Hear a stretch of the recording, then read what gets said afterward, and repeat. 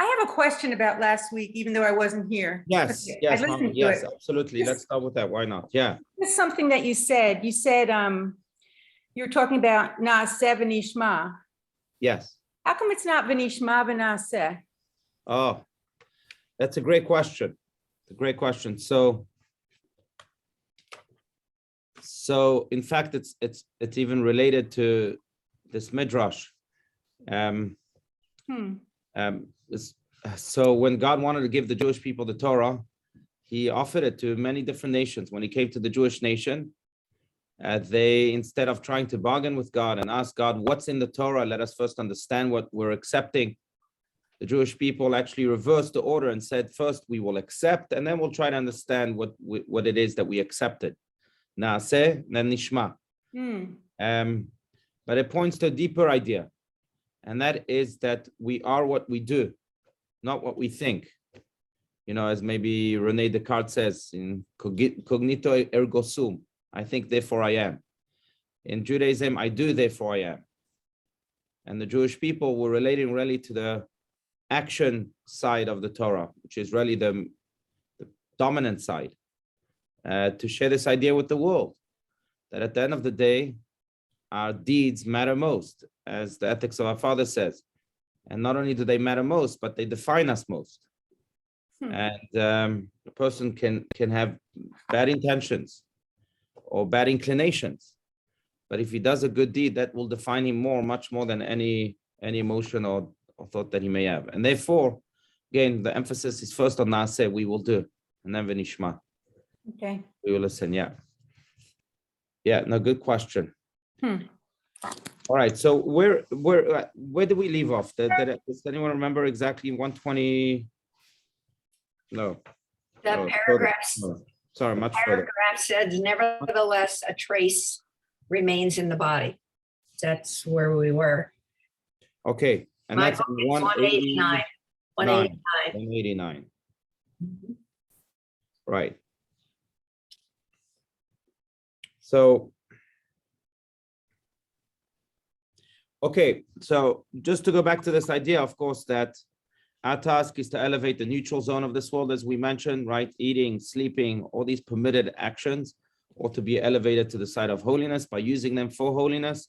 We also spoke about this idea of Yeridat Hadorot, the descent of generations, and how our previous generations maybe could do more in that realm.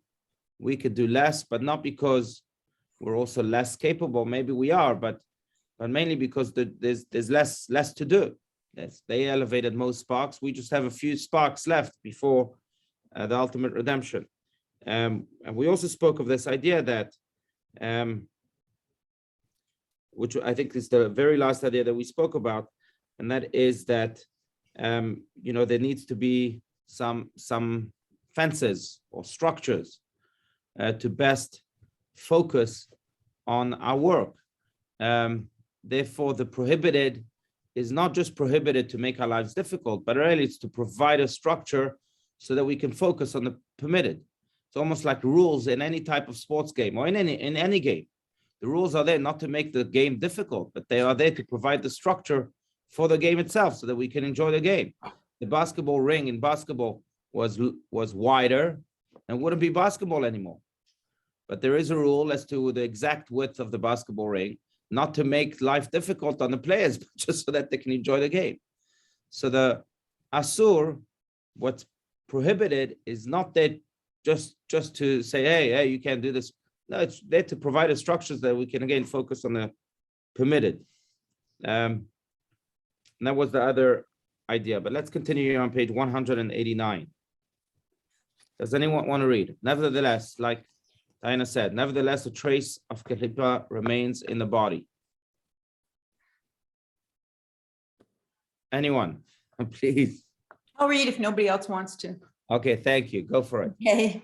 Thank you, Margot. Eating like an animal has its positive aspects. Animals only eat as much as they need. They do not overeat and do not eat anything harmful. All the same, when a person eats like an animal, eats for no other purpose than to sustain his physical existence, he belongs to the other side, to the universal order of the profane. At that moment, or hour, or day, he is part of the other non-holy world. This moment creates a vacuum in his holy existence, a vacuum that leaves its mark even when he subsequently returns to the service of God. The lapse can be put right, the wound can be cured, but the scar it leaves behind can never be erased or can be erased only with great difficulty. Practically everything can be repaired. A broken dish can be fixed, a torn limb reattached, but it is much more difficult, if not impossible, to remove all trace of the fact that sometime in the past, something had been in the state of disrepair. Right. And King Solomon famously says that there's no such thing as a person who even is righteous but did not sin. There's no perfect people. And God doesn't want perfect people. God wants accountability, but he doesn't want perfectionism. He recognizes that being humans, we have flaws. Being humans, we slip and we make mistakes. Problem is, as Tanya says here, that these mistakes, of course, affect us. Sometimes in good ways, because they give us wisdom and experience. And sometimes in bad ways, at the same time, in bad ways, because they can stain us. Now, if a person does teshuvah, of course, that stain is removed. But not only that, but sometimes not only is it removed, but as I think we've spoken about, the Talmud says in the name of Rish Lakish that it's transformed into good. So not just removed, but transformed into good. The stain becomes a badge of honor, or this filth becomes a beautiful color. And that's done when teshuvah, as Rish Lakish points out, is performed with love, with true love and devotion towards God. So that's what happens with these mistakes. But to go back, very often we make mistakes, and yes, we did teshuvah, but there's a little stain still left. There's still something that's bothering us, and it's still a little. It's like a broken dish, like he said, that you still see the crack a little bit where it was once broken. Yes, it's fixed, but there's a crack there still. And for that crack to disappear again, we need to be able to transform it, or to turn the whole plate now into a design, into a piece of art. And then the crack will become a part of this beautiful tapestry. But it doesn't mean that if we don't turn our plate into a beautiful tapestry, that it can be fixed. Again, teshuvah fixes. When we return to Hashem and we ask for forgiveness, it fixes. It brings the plates back together. But if we really want to transform our stains, so to speak, then we have to return to Hashem and take all of that experience, and from that point on, channel it towards the good. If we just remove ourselves from it, it's fixed. If we go back to it and then turn it into good, that's when it's turned into this beautiful tapestry. That's when the stain turns into a badge of honor, so to speak. So, but going back to the mistakes, to the sins that are done without transforming them into good, there is a consequence to that. Let's go further a little bit, and then we can develop this idea. Margot, why don't you continue? Therefore, the body. Sure. Therefore, the body must undergo the purgatory of the grave, as will be explained later. Chapter 8 takes up this issue. A corpse is a pre-primary source of tuma, ritual impurity. Yet our sages say that the bodies of the righteous do not contaminate. For the source of impurity lies not in the human body itself, but is generated in the course of a person's lifetime. Every mundane act, bite of food, or uttered word that is not intended for a holy purpose, even if later elevated to holiness, leaves its imprint on the body.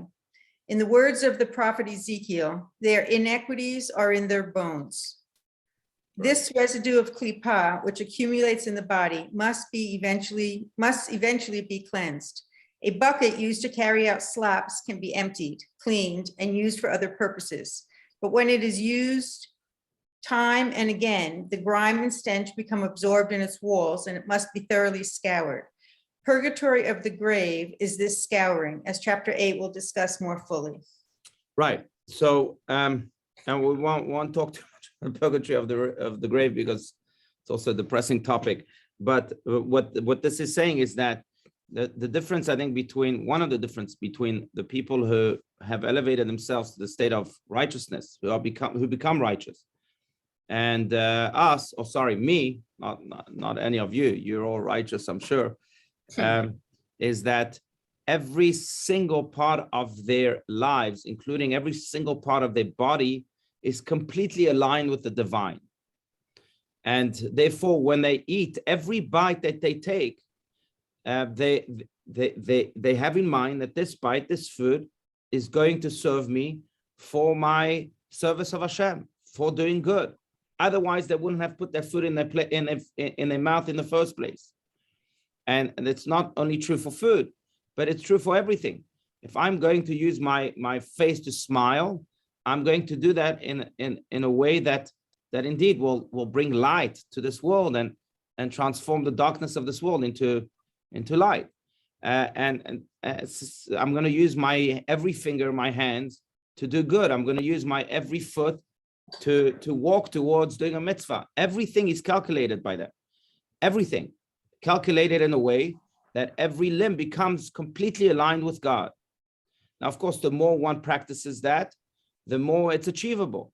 And eventually, the entire body is again aligned with God. And therefore, they have been able to elevate their body from a state of what may have been impure, or at least just a piece of flesh and blood, to something holy. And therefore, when they pass on, we say that the righteous, the graves of the righteous where their bodies are, do not contaminate. That's why, by the way, there's a halakhic implication to that. And that is that usually if you're a Kohen, you're not allowed to become impure. Therefore, you can't go to a cemetery. Of course, unless it's your immediate relative, one of the 7 immediate relatives, and you should go to their funeral, and you have to become impure for them, because that relationship supersedes the maintenance of your purity, right? And by the way, the 7 relatives are your spouse, one of your parents, your siblings, both brother and sister, and then son and daughter, God forbid. Those are the 7 people for which a Kohen is allowed to become impure. But a Kohen, nonetheless, even though he's not allowed to visit a cemetery, again, the halakhic implication is that he is allowed to visit a grave of the righteous. So if they're in Israel, where many righteous are buried, and they want to go to Rabbi Shimon Bar Yochai in Meron, or they want to go to Rabbi Meir Balanes in Tiberias, or they want to go to Maimonides in Tiberias, then the Kohen is allowed to go. Why? Because by going to the grave of the righteous, they don't become impure. Why? Again, because the righteous don't have just a piece of flesh and blood or of bones there. What do they have? They have a piece of holiness there, because they've transformed their body into a vehicle for holiness. They've aligned it completely with God. And therefore, their bodies don't contaminate. The bodies are holy, and holiness does not contaminate, of course. So there's a halakhic implication to these words. But again, it reminds us that if we too strive to become righteous, then we have to think very, very seriously before using any part of our body. And that includes not just the food that we eat. Again, right now, I'll be walking. I'm going to leave from the Zoom, and I'll be walking. Where am I walking to? Am I walking to a good place? And as I'm walking, am I using the walking just to waste time? Or am I using my walking maybe to start and develop an idea in my mind, to start thinking holiness? And again, if I'm gonna use it's true for everything, right? My eyes, but our eyes are probably the organs that we use the most without even realizing it. But am I going to focus on the good in the world? Am I going to use my eyes to see and find holiness, whether in books or whether in people? Or am I going to use my eyes to start judging and then thereby filling myself with negativity? Again, this applies to every piece of the body. The righteous have trained their every limb so profoundly that every limb now has become aligned with God. And that's certainly the goal. but that also explains why they don't really have the purgatory of the grave, because their bodies have become holy. Now, is it, Rabbi, don't you feel that part of that has coming because of the feelings that we have when we're doing these things? Whether, like, if I'm sitting in the congregation with you all, which I'm not lately, you are it's spiritually. you're feeling that you are doing the right things, and it is beautiful. You feel at home, you feel loved, you feel people around you that you like. The same way, like with your family. We had a family party yesterday, and I'm a great aunt. Oh, wow. Wow. It's a 2-year-old birthday. Yeah, no, I The remember. whole Yeah. thing is filled with love, and it's more than what you're thinking. I think it's also what you feel Right. that gives Right. you what you're talking about. Right. It's not just you make yourself think that way, or you try to think that way. Right. It happens. Right. No, it's true. It happens. Sometimes the feelings, so it's a big question, right? Sometimes feelings are generated just because. Sometimes they are generated by thinking, right? So for example, if I go and contemplate the beautiful mountains here in Arizona, from Camelback Mountain to Pinnacle Peak, say, and it will give birth to this, wow, I'm in love with God, to this feeling of awe maybe, and of love towards God, right? So it's true. A family certainly doesn't take much thinking, especially family gatherings, to engender that feeling of love. And that's beautiful. That's what family is all about. But sometimes, sometimes I wake up on the wrong foot. And then what can I do? I'm not feeling it. So let me go out and contemplate, meditate. And that contemplation gives birth then to feeling. So it can go both ways, but you're right. Yeah. I will say this, that I think they have to go hand in hand, right? The thought and the feelings. So I think the righteous, going back to that ultimate state of complete alignment with God, so their feelings are also aligned with God.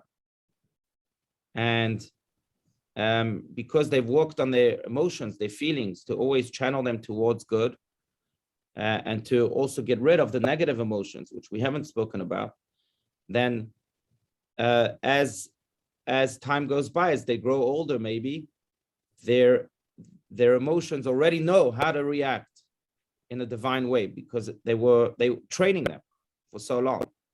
So for example, let's take the emotion of anger, right? They say that, and Kabbalah speaks a lot about this, but they say that there are 3 steps to anger. Step 1 is not always under our control, but step 2 and step 3 are always under our control. Step 1 is anger. I feel anger, something angered me. Step 2 is rage. I can decide to take this anger and express this rage towards whoever angered me or towards the world altogether. But that's under my control. And rage shouldn't happen. Then step 3, which is even worse, is resentment or grudges. I can take this anger, get it into a rage, and then not only that, keep it inside me. I'm so upset, I'm never going to let go. That's also under control. And that also should not happen. Now, what do the righteous do? The righteous, first of all, work on step 2 and step 3. There's no rage and there's no resentment whatsoever. And then they go and work on step 1, which is much harder to work on. And they say, well, we will decide through a year how to react to people, how to react to events, how to react in general. And maybe anger is not always the right response.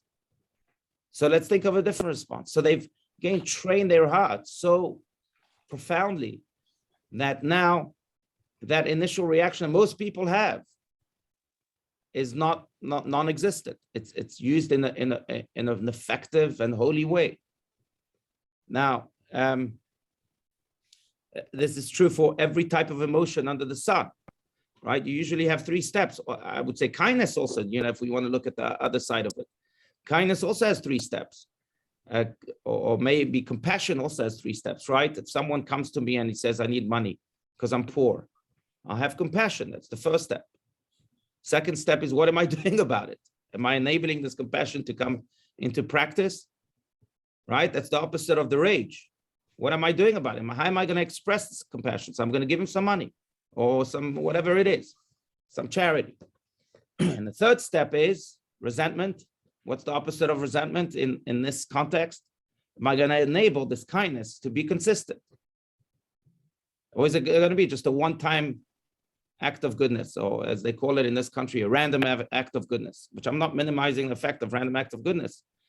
But I pray for the day in which we change the expression of random acts of goodness to consistent acts of goodness. These are much more effective. And really, in a way, that's step 3, and that's the opposite of resentment. So every emotion has those 3 steps. Again, the righteous being able to train their every emotion, besides, of course, the rest of the body, the feet and the hands and the eyes, etc., to the point that they know exactly how to exercise and execute those 3 steps. That's not easy. Sometimes it's a lifetime of work. And sometimes even after a lifetime of work, we still don't achieve it. But it's certainly a possibility we can walk into. It would seem like the ideal is to always feel it as much as we can. Right. Right. But then again, to exercise, right, to bring those feelings into step 2 and step 3, the positive ones, of course, not the negative ones. Yeah. Do the righteous know they are righteous? Or is it something you always strive for anyway? It's a good question. It's a very good question. They have an idea that they are righteous, I'm sure, but they also don't allow this idea to make them feel as if they've arrived. Right. Know that they always have to work on themselves. The late Lubavitcher Rebbe would say that the definition of humility is not knowing, not knowing who you are. Right? You know exactly your talents, you know your skills, you know what you've achieved. But you also know that if those talents and skills were given to someone else, that someone else would have done a much better job than you. That's the definition of humility. Yeah. So they know that maybe they have it, but they also know that they're not doing a good job at it. And there's so much more that they can achieve internally and, of course, externally too. I'm sure, like Moses, take Moses. I'm sure Moses knew who he was. I mean, at the end of the day, he was appointed as the leader of the Jewish people. He was the only one or one of the only few people communicating with God. You know, his brother did a little bit, Miriam did, but still one of the few people communicate. So he knew all that. He wasn't oblivious to that he was unique in that sense. Yet on the other hand, the Torah tells us that he was the most humble from every human being on the face of the earth, the most humble human being. And you know, the question is, how did he achieve that humility, knowing that he has all these talents and skills and capabilities? And I think the answer is, again, because he knew that if they were, all those things that he had were given to his brother Aaron, for example, to someone else, maybe they would have done a better job at it. So he walked with humility. Or maybe the line that must be used, referring to the righteous, is that, you know, I think we mentioned it before. Rabbi Steinsaltz would often say that if you think you've arrived, you're lost. Yeah. And in a way, the righteous know that they will never arrive. Their work is infinite. So they never feel a sense of satisfaction, really, which in a way is quite difficult. I mean, it's not an easy thing. I mean, you can never rest on your laurels. You always have to, every day is an opportunity to grow and to work internally and externally. It's not easy. No retirement, no vacation, no rest for the weary. But they've taken that upon themselves. That's what Rashi says about Jacob. That the righteous have no rest, not in this world and not in the world to come. And even not in the world to come, because in the world to come, they continue to serve. They continue to give. So it's not an easy thing, but on the other hand, it's a holy experience. And holy, I mean, both Holy and holy WHOLY or LLY. What is the, yeah, LLY, right? Wholesome experience. That's that. But that's also how they are going back. That's how they are able to transform their corpse, their bones, into something very holy. In fact, not to be too mystical here, and maybe we've mentioned this also, but there are stories in communist Russia, especially, where the communists couldn't care less about Judaism and our traditions. And they would very often not just disregard Judaism of the living, but also Judaism of the dead. What does that mean? That if they had to build a road to create some sort of a highway in Russia, and that road went through a Jewish cemetery, fine, goodbye cemetery. So there were instances in which, the cemetery of Rabbi Levi Yitzchak of Berdichev is one example, in which the Jewish community had learned about the plans of the Russians to build a highway that was going right through a cemetery, a Jewish cemetery. So they had to, unfortunately, really remove the graves and uproot them and bury them somewhere else.